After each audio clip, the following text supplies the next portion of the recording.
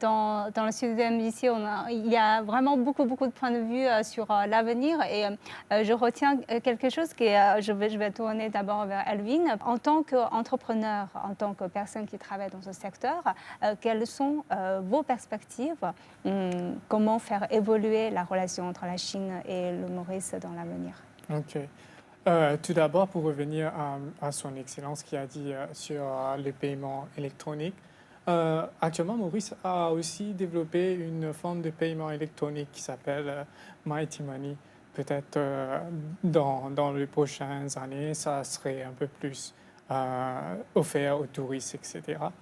Dans les prochaines années qui viennent, je pense que les échanges entre Maurice et la Chine va être améliorés d'une façon, c'est-à-dire les entreprises chinoises les entreprises mauriciennes vont utiliser plus les technologies chinoises.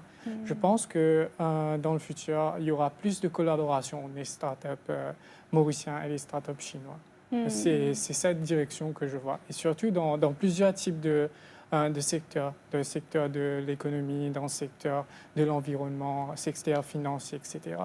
Alors, Yudia, je voyais que vous avez éclaté de rire un peu quand on dit que le portable, si on consomme par portable, ça va encourager la consommation. Donc, je pense si vous allez voyager encore une fois à Maurice, vous allez encore acheter beaucoup de belles Elle va souvenirs. emmener 2 portables. Oui, bien sûr.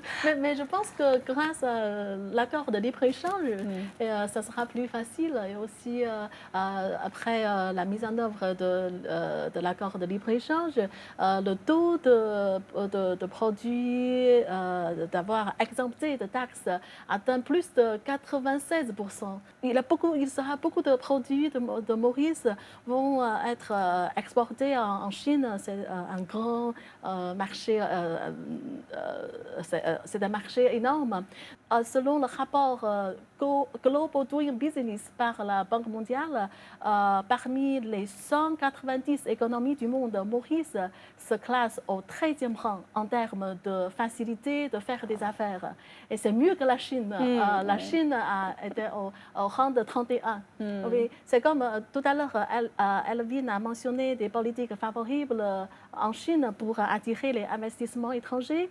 Et Maurice fait la même chose. Et aussi, les lois et la réglementation sont stables et transparentes.